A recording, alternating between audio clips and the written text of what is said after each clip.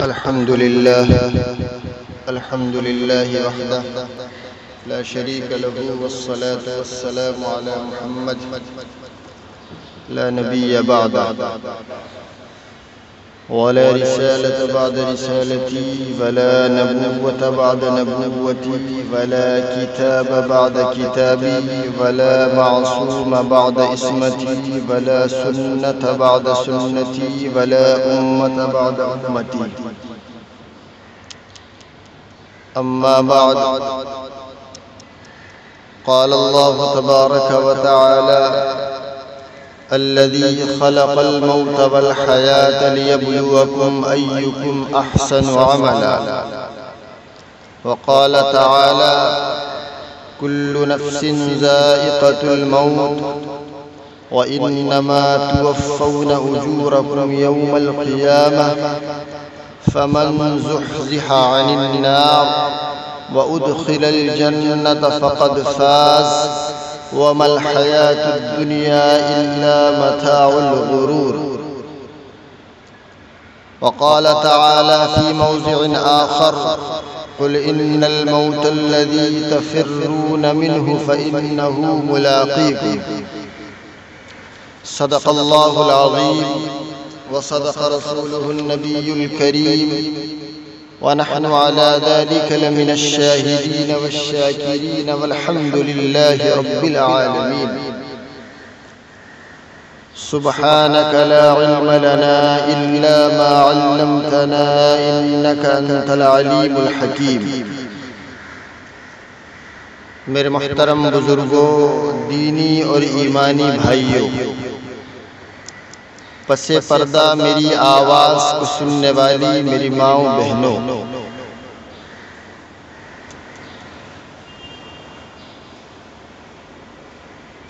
حضرت انسان کو چاہے وہ کسی بھی مسلک اور کسی بھی مشرب سے تعلق رکھتا ہو،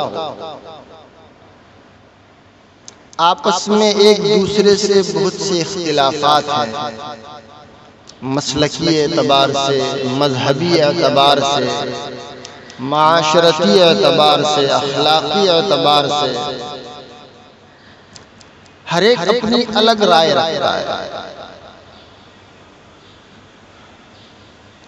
انسان نے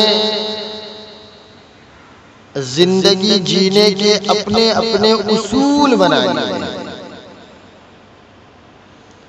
دین میں بھی ہر ایک انسان نے جیسا جس کو پسند آیا ویسا وہ کر رہا ہے۔ بہرکیف اختلافات اس دنیا کے اندر اور انسانوں میں بھرے پڑے۔ کوئی رفع دین کی بات کرتا ہے، کوئی رفع دین کی بات نہیں کرتا، کوئی آمین بالجہر کی بات کرتا ہے، کوئی آمین بالجہر کی بات نہیں کرتا، کوئی امام کے پیچھے سورہ فاتحہ کی بات کرتا ہے، کوئی نہیں کرتا، کوئی 3 طلاق کو ایک جگہ بیٹھ کر دینے میں ایک مانتا ہے، کوئی 3 مانتا ہے، حتیٰ کہ سب کی اپنی اپنی مسلکی اور مذہبی اعتبار سے رائے ہے، اس پر انسان عمل کرتا ہے، زندگی گزارتا ہے۔ اختلاف ہے مطلب آپ کسی بھی مسئلے پر اس انسان سے بات کرو، وہ آپ کی رائے کو کاٹ کے اپنی بات ضرور رکھے گا کہ میری یہ رائے ہے، اور وہ یہ سمجھے گا کہ میری یہ رائے آپ کے مقابلے میں صحیح ہے۔ لیکن جب آپ موت کی بات کرو گے، ہندو ہو، مسلمان ہو، یہودی ہو، نصرانی ہو، عیسائی ہو، یہاں پہ اختلافات سب ختم ہو جاتے ہیں۔ مسلمان کو تو چھوڑ دیجیے،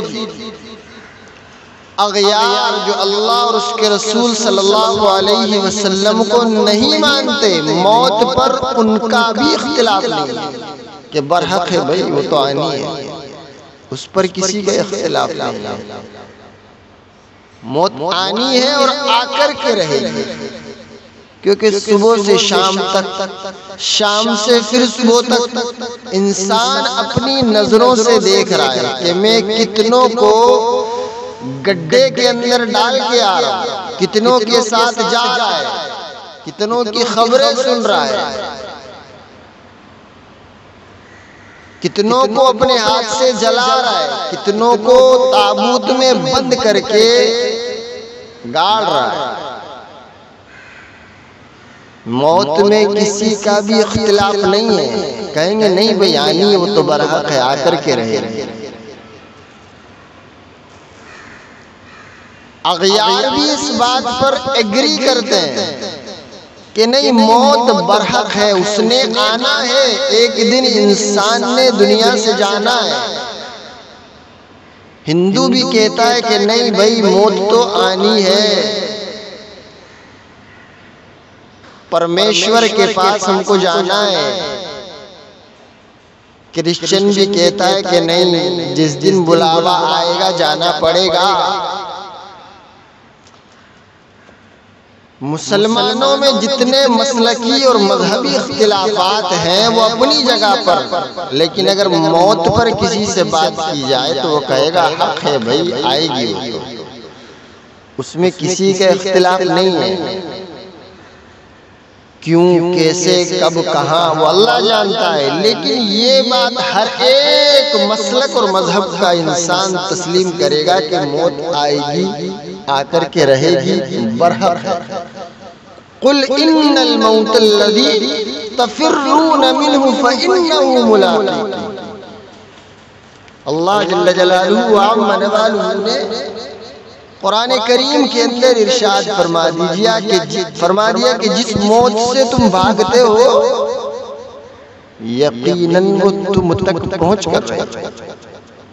آپ موت سے راہ فرار اختیار نہیں کر سکتے۔ آپ موت سے بچنے کے لیے اپنے آپ کو 70 تالوں کے اندر بند کر لو، اور ہر کمرہ ایک محفوظ قلعہ ہو دنیاوی اعتبار سے، تب بھی موت ان 70 تالوں کو پار کر کے، ان 70 قلعوں کو، 70 کمروں کو توڑ کر کے آپ کے سر کے قریب آ کر کے رہے گی، پہنچ کر کے رہے گی آپ۔ اسی لیے میرے محترم بزرگ اور دوستو، جب یہ پہنچ کر کے رہے گی، میں نے خطبے کے اندر جو آیت کریمہ تلاوت کی، کل نفس ذائقۃ الموت، کہ ہر جاندار چیز کو، ہر ذی روح چیز نے موت کا مزہ چکھنا ہے۔ وَإِنَّمَا تُوَفَّوْنَ أُجُورَكُمْ يَوْمَ الْقِيَامَةِ فَمَنْ زُحْزِحَ عَنِ النَّارِ وَأُدْخِلَ الْجَنَّةَ فَقَدْ فَازَ۔ اللہ کے نبی صلی اللہ علیہ وسلم سے موت کے تعلق سے سوال کیا گیا کہ اللہ کے رسول صلی اللہ علیہ وسلم، مجھے موت سے محبت نہیں ہے، کیا علاج کروں؟ اللہ کے رسول نے فرمایا تمہارے پاس کچھ مال ہے؟ صحابی نے کہا کہ جی اللہ کے رسول ہے۔ فرمایا کہ اسے آگے بھیج دو۔ انسان کا دل مال کے ساتھ لگا رہتا ہے، جب اس کو آگے بھیج دو گے، جب اس کو آگے بھیج دیا جائے گا تو پھر خود بھی اس کے پاس جانے کو دل چاہتا ہے، اور جو پیچھے چھوڑ جاتا ہے تو پھر خود بھی اس کے پاس رہنے کو دل چاہتا ہے۔ سرکار دو عالم صلی اللہ علیہ وسلم کی نظر میں سمجھدار شخص وہ ہے جو موت کو کثرت سے یاد کرتا ہو، اس کی تیاری کرتا ہو۔ ایسا نہیں ہے کہ صرف یاد کرو، رٹا مارو بیٹھ کے، تسبیح لے لو، گھما رہے ہو، نہیں، اس کی تیاری بھی کرنا ہے۔ آپ صلی اللہ علیہ وسلم نے موت کو یاد کرنے کے ساتھ ساتھ سمجھدار آدمی اس شخص کو فرمایا جو اس کی تیاری بھی کرے۔ آپ اندازہ لگائیے کہ ہم لوگ اگر ممبئی سے دہلی کے لیے سفر کریں، ہمیں اگر ممبئی سے دہلی کے لیے جانا ہو تو میرے محترم بزرگ اور دوستو، ہم کتنے دن قبل اس کی تیاری شروع کر دیتے ہیں۔ یہ رکھنا ہے، وہ رکھنا ہے، یہ ساتھ میں چلنا ہے، یہ لے کر کے جانا ہے، یہ چھوڑ کر کے جانا ہے، یہ فالتو چیزیں اس کو سفر میں لے کر کے جا کر کے کیا کریں گے؟ بلا وجہ ساتھ میں وزن رہے گا۔ ٹھیک اسی طرح میرے محترم بزرگ اور دوستو، ہمیں موت کے تعلق سے بھی سوچنا ہے کہ اللہ کے رسول صلی اللہ علیہ وسلم نے کن چیزوں کو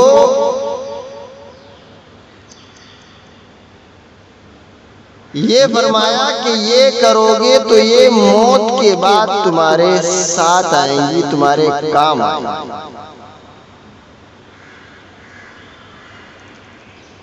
آپ کو میرے محترم بزرگ اور دوستو، قیامت کے دن اللہ کے دربار میں کھڑا ہونا ہے، اپنی ساری زندگی کا حساب اور کتاب رب کائنات کے سامنے دینا ہے۔ آپ نے یہ جواب دینا ہے کہ آپ نے زندگی کا کیا کیا، جوانی دی تھی وہ کہاں پر خرچ کی، آپ نے اس کا حساب دینا ہے، کہاں سے کمایا اور کہاں خرچ کیا۔ میرے محترم بزرگ اور دوستو، آدھا رمضان گزر چکا ہے، سوچئے کہ ہم نے اس میں اب تک کیا کیا ہے، اور جو باقی ہے اس کے بارے میں ہم نے کیا پلاننگ کی ہے کہ اس کو زیادہ سے زیادہ کارآمد بنایا جائے۔ ایسا نہ ہو میرے محترم بزرگ اور دوستو، میری ماں و بہنوں، کہ جانے کے بعد، رمضان گزر جانے کے بعد ہم ہاتھ ملتے رہ جائیں۔ بخاری شریف میں اللہ کے رسول صلی اللہ علیہ وسلم نے فرمایا کہ آخری عشرہ جب آتا، ماں عائشہ فرماتی ہیں کہ نبی صلی اللہ علیہ وسلم کمر کس لیتے، رات بھر عبادت کرتے اور ہم لوگوں کو بھی جگاتے۔ ہم سوچے میرے محترم بزرگ اور دوستو کہ رمضان کا وہ مہینہ جس میں دنیا کا جو سامان ہے وہ مہنگا ہو جاتا ہے، آخرت کا سامان سستا ہو جاتا ہے۔ ایک سجدہ کرو، اللہ ایک کا 70، 700 بلکہ 7,000 تک عنایت کر رہا ہے۔ ہم اس کی فکر نہیں کرتے میرے محترم بزرگ اور دوستو۔ ہماری فکر جہنم سے بچنے کی نہیں ہوتی، ہماری فکریں جنت میں ہم کس طرح داخل ہو جائیں وہ نہیں ہوتی، ہماری فکریں یہ نہیں ہوتی ہے کہ ہم موت کی کس انداز سے تیاری کریں، اور وہ موت اس کے بارے میں رب کریم نے فرمایا قُلْ إِنَّ الْمَوْتَ الَّذِي تَفِرُّونَ مِنْهُ فَإِنَّهُ مُلَاقِيكُمْ، کہ آپ کہہ دیجئے موت سے بھاگتے ہو، جس موت سے تم بھاگتے ہو یقیناً وہ تم کو پہنچ کر جائے۔ اس سے میرے محترم بزرگ اور دوستو چھٹکارا نہیں ہے، وہ آ کر کے رہے گی۔ موت ہر ایک کے لیے، ایسا نہیں کہ صرف انسانوں کے لیے ہے، جانوروں کے لیے، ہر ایک جاندار ذی روح جس کے اندر روح ہے اس کو موت کا مزہ چکھنا ہے، اور کامیاب وہ ہے آخرت میں، کل قیامت میں فمن زحزح عن النار، جو جہنم سے بچا لیا گیا اور جنت میں داخل کر لیا گیا۔ حضرات انبیاء علیہم الصلاۃ والتسلیم بھی موت سے مبرہ اور منزہ نہیں ہے، موت ان کو بھی آئی۔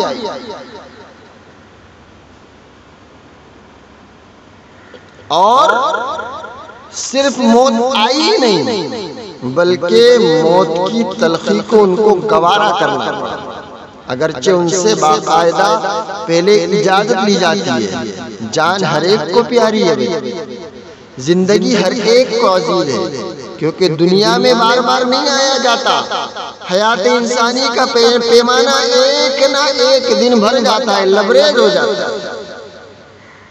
حضرت آدم علیہ السلام کو کارخانہ قدرت میں تمام انسانوں کی روحوں کو دکھایا گیا اور ان کی عمریں بتائیں۔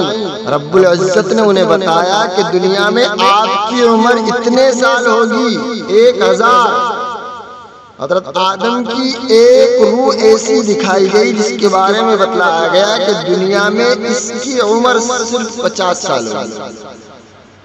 حضرت آدم علیہ السلام نے افسوس کا اظہار کیا اور اللہ تعالیٰ سے درخواست کی کہ میری عمر میں سے 50 سال اس کو دے دیے جائیں۔ دعا قبول ہو گئی۔ 950 سال کے بعد حضرت اسرائیل علیہ السلام جب روح قبض کرنے کے لیے آ گئے تو آدم علیہ السلام نے انہیں توجہ دلائی کہ ابھی میری زندگی کے 50 سال باقی ہیں، کیونکہ اللہ تعالیٰ نے مجھے بتایا تھا کہ دنیا میں میری عمر 1000 سال ہے۔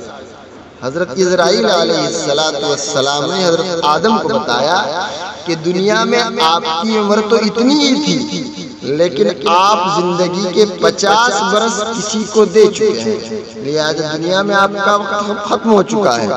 حضرت اسرائیل علیہ السلام نے یہ کہا اور حضرت آدم علیہ السلام کی روح قبض کر دی۔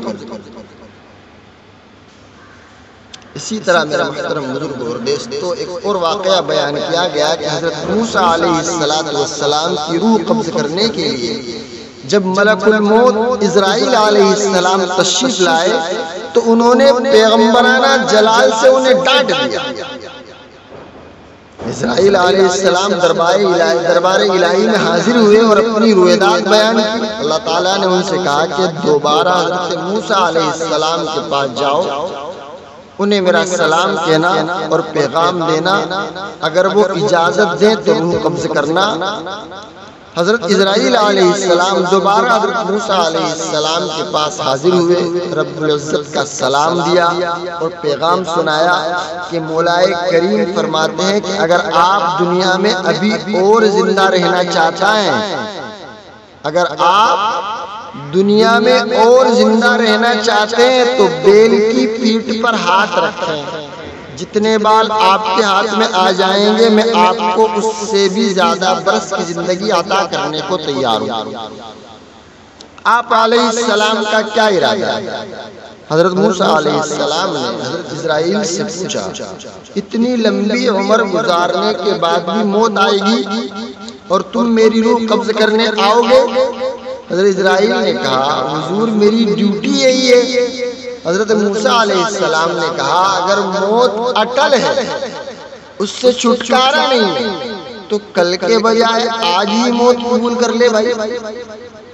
اگر موت اٹل ہے، اس سے چھٹکارا ہی نہیں ہے تو آج ہی میں موت کو قبول کرنے کو تیار ہوں۔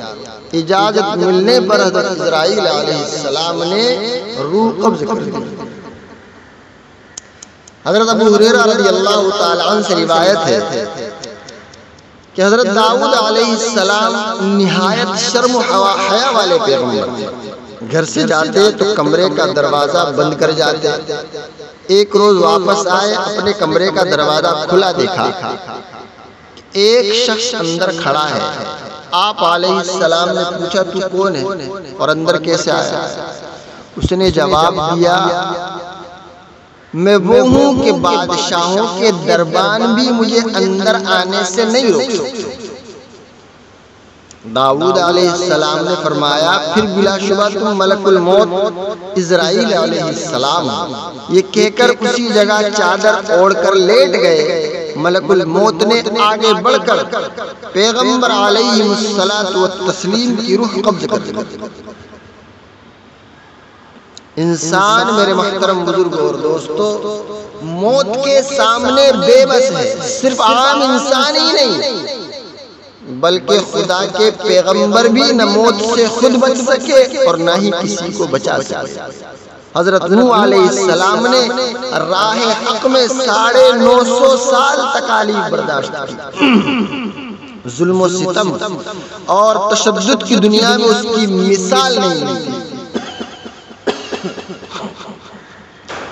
طوفان آیا، حضرت نوح علیہ السلام کشتی میں سوار ہیں، بیٹا پہاڑ کی چوٹی پر جا بیٹھا ہے، لیکن طوفان کی سرکش موجیں خدا کے نافرمان کو وہاں سے بھی کھینچ لائے۔ اولاد میرے محترم بزرگوں اور دوستوں کسے عزیز اور پیاری نہیں ہوتی۔ بیٹا غوطے کھاتا، ہاتھ پاؤں مارتا، بے کسی بے بسی کے عالم میں باپ کی نظروں کے سامنے آیا تو اولاد کی محبت جاگ اٹھی۔ لخت جگر کو بچانے کے لیے پیغمبر بول اٹھے، میرے مولا تیرا وعدہ سچا ہے، میرا بیٹا ڈوب رہا ہے، اسے بچا دے۔ موت کا پروانہ آ چکا تھا، موت اس کا مقدر بن چکی تھی۔ نبی کا رونا، فریاد کرنا، التجا اور دعائیں کرنا بھی ان کے بیٹے کو موت سے نہ بچا۔ امام الانبیاء محمد عربی صلی اللہ علیہ وسلم کے اکلوتے بیٹے حضرت ابراہیم علیہ السلام گود نبوت میں ہیں۔ معصوم کی سانس اکھڑنے لگی تو مدتوں بعد نبوت کی گود بھری تھی، اللہ تعالیٰ نے بیٹا عطا کیا تھا۔ یکا یک اچانک اجل نے اللہ کے رسول صلی اللہ علیہ وسلم کے اس ننھے سے پھول کو شاخ سے یعنی ٹہنی سے الگ کر دیا۔ حضرت ابراہیم نے آخری ہچکی لی اور ان کی روح جسم سے پرواز کر گئی۔ سرور کائنات محمد عربی صلی اللہ علیہ وسلم کی آنکھوں میں آنسو آ گئے، چہرہ اشکبار ہو گیا۔ ایک صحابی قریب کھڑے یہ منظر دیکھ رہے تھے۔ عرض کیا اللہ کے رسول صلی اللہ علیہ وسلم آپ بھی روتے ہیں؟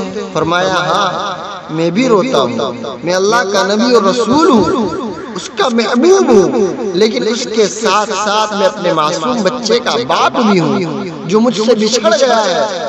امت کو درس نبوت یہ ملا کہ اولاد کی جدائی اور موت پر صبر کرنا بھی سنت ہے اور آنسو بہانا بھی سنت ہے۔ سرتاج انبیاء محمد عربی صلی اللہ علیہ وسلم بھی اپنے لخت جگر کو موت سے نہ بچا سکتے۔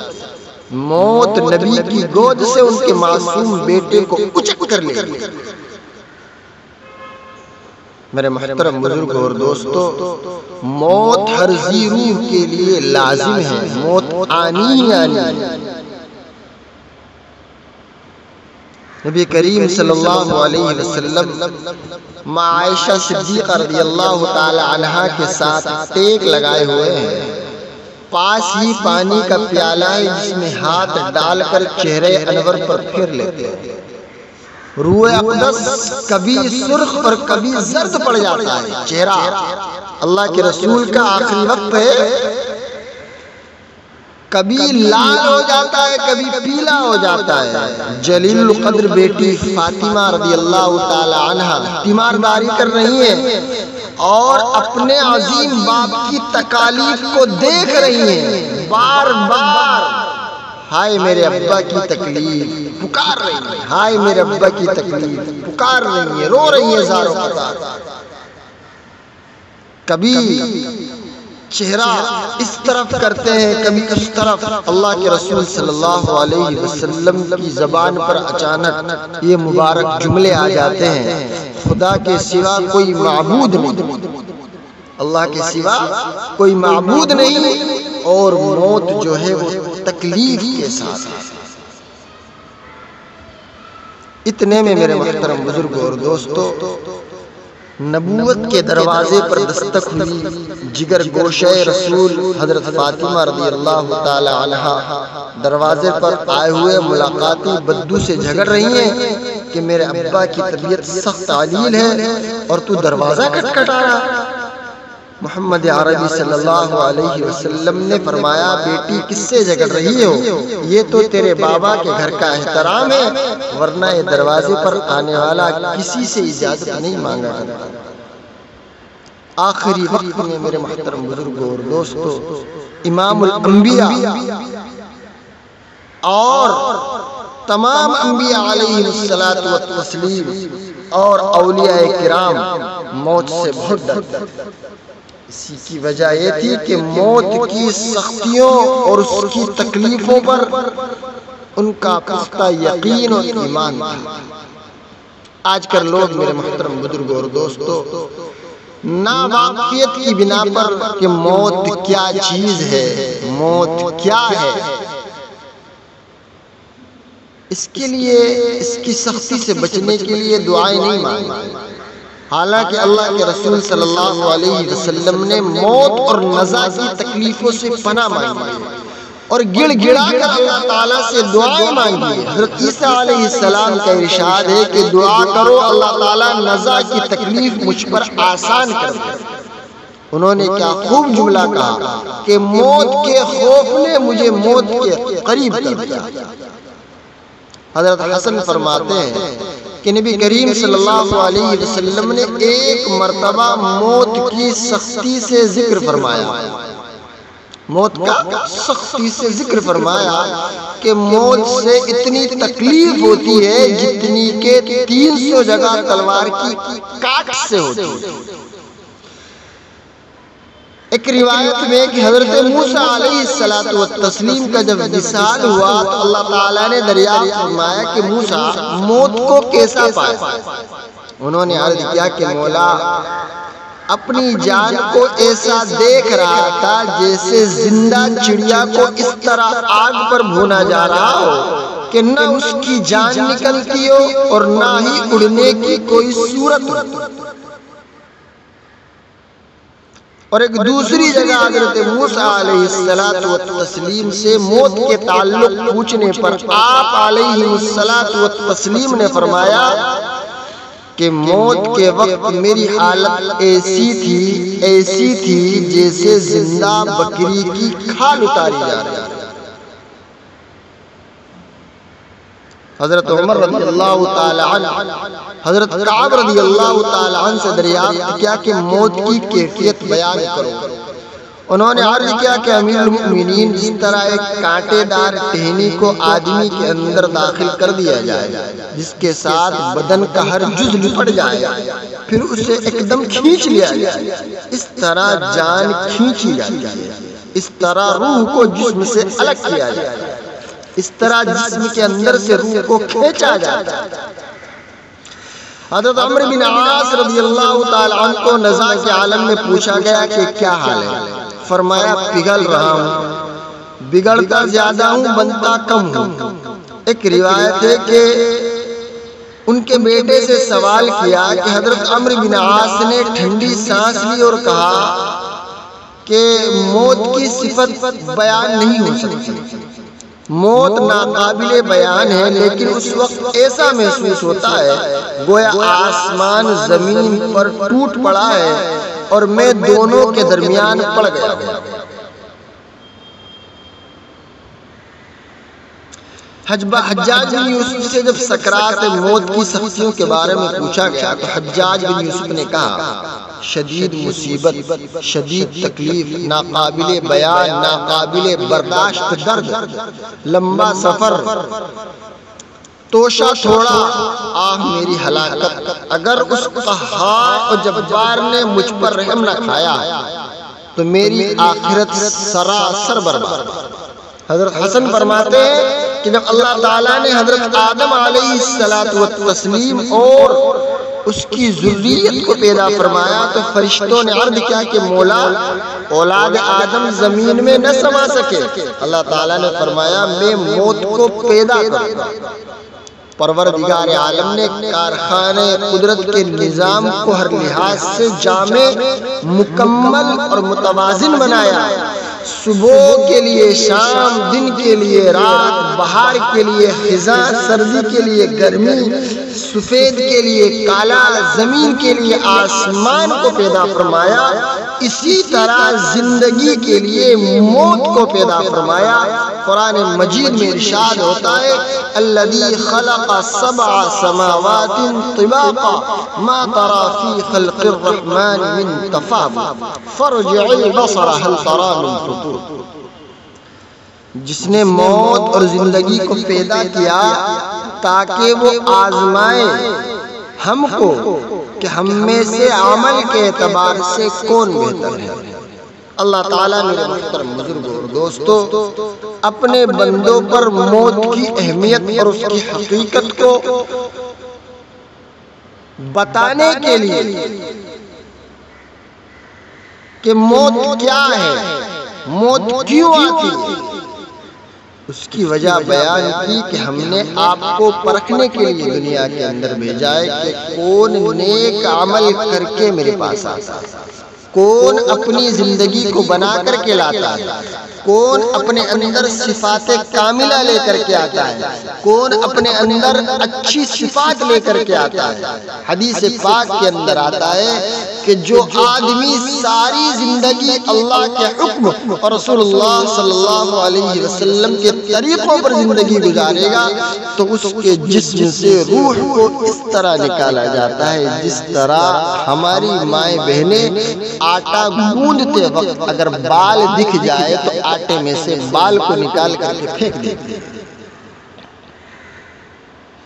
یہ احادیث مبارکہ میں اور قرآنی آیات میں جو موت کی سختی اور تکالیف کا ذکر ہے یہ تو ان لوگوں کے لیے ہے جنہوں نے اللہ اور اس کے رسول صلی اللہ علیہ وسلم کے حکم اور طریقوں پر زندگی نہیں گزاری ہے، جنہوں نے ساری زندگی اپنی منمانی زندگی گزاری ہے، جنہوں نے ساری زندگی اپنے حکم اپنے اصولوں پر چل کر کے زندگی گزاری ہے۔ بڑے بڑے اللہ والے، بڑے بڑے ولی اللہ، ان کی زندگیوں کے دیکھو میرے محترم بزرگوں اور دوستو، ہزاروں واقعات ہیں میرے سامنے، ہزاروں پیش کر سکتا ہوں کہ لوگ پاس میں بیٹھے ہیں، آخری وقت ہے بزرگوں کا، روح جسم سے کب پرواز کر گئی کسی کو پتہ ہی نہیں چلا۔ اس کے الٹ میرے محترم بزرگوں اور دوستو دنیا کے اندر جس نے نافرمانی والی زندگی گزاری ہے یہ بھی ہمارے سامنے ہے کہ لوگ آ کر کے کہتے ہیں کہ امام صاحب دعا کر دو اللہ اس کو اپنے پاس بلا لے، ساری رات ہو گئی موت کی تکلیف نزا کی حالت میں اور تکلیف بچہ برداشت کرتا ہے۔ اللہ رحم فرمائے میرے محترم بزرگوں اور دوستو، ہمیں موت سے پہلے سمجھا دے کہ موت کی تکالیف کتنی سخت ہیں اور اس کی تیاری میں انسان لگ جائے۔ اللہ کے رسول صلی اللہ علیہ وسلم نے سمجھدار اسی شخص کو کہا ہے جو موت سے پہلے موت کی تیاری کرے۔ تیاری کس چیز کی جاتی ہے؟ جو میرے محترم بزرگوں اور دوستو بہت زیادہ دشوار ہو۔ اللہ کے رسول صلی اللہ علیہ وسلم نے سمجھدار شخص کہا ہے کہ سمجھدار وہ شخص ہے جو موت کی تیاری کرے اور موت کو کثرت سے یاد کرے۔ آپ صلی اللہ علیہ وسلم نے یہ بھی فرمایا کہ جو شخص دن رات میں 20 مرتبہ موت کو یاد کرے وہ بغیر شہادت کی موت کے شہیدوں میں شامل ہو سکتا ہے۔ اور ایک جگہ فرمایا کہ جو شخص 25 مرتبہ اللہم بارک لی فی الموت وفیما بعد الموت پڑھے وہ شہادت کا درجہ حاصل کر سکتا ہے۔ ہم میرے محترم بزرگوں اور دوستو رمضان کا مبارک مہینہ ہے، لاک ڈاؤن کے حالات ہیں، ہر انسان اپنے گھر کے اندر قید ہے۔ ایسے وقت میں ہم موت کی زیادہ سے زیادہ تیاری کریں۔ اللہ کے رسول صلی اللہ علیہ وسلم نے موت کی تیاری کے تعلق سے جو حکم فرمایا ہے اس پر عمل کریں اور موت کی سختی سے اللہ ہماری حفاظت فرمائے۔ ایسی ہم روزے کی حالت میں دعا بھی کریں، شب قدر میں جاگنے کا اہتمام بھی کریں، روزے بھی پابندی سے رکھیں، تراویح بھی پڑھیں۔ ادھر ادھر گھومنے سے میرے محترم بزرگوں اور دوستو وقت کو ضائع کرنے سے کچھ نہیں ہوتا۔ یہ کھیلنا وہ کھیلنا، ٹی وی دیکھنا، بیجا موبائل کا استعمال کرنا یہ سب بیکار ہے۔ آخرت میں آپ کو ایک ایک پل کا حساب دینا ہے۔ کل آخرت میں جب آپ اللہ کے سامنے کھڑے ہوں گے آپ کو اپنی زندگی کے ہر لمحے اور ہر لحظے کا حساب دینا ہے، ایک ایک سیکنڈ کا حساب اللہ کے حضور آپ کو پیش کرنا ہے۔ تو وقت آئے میرے محترم بزرگ اور دوستو، اس سے پہلے ہم دعا کریں اللہ ہم تمام کو صحیح معنی میں زندگی گزارنے کی توفیق عطا فرمائے، صحیح معنی میں رمضان کی قدردانی کرنے کی توفیق عطا فرمائے، صحیح معنی میں تراویح، روزے اور اپنے پڑوسیوں کے حقوق جان جان کر ادا کرنے کی توفیق عطا فرمائے۔ آمین ثم آمین، وآخر دعوانا ان الحمدللہ رب العالمین۔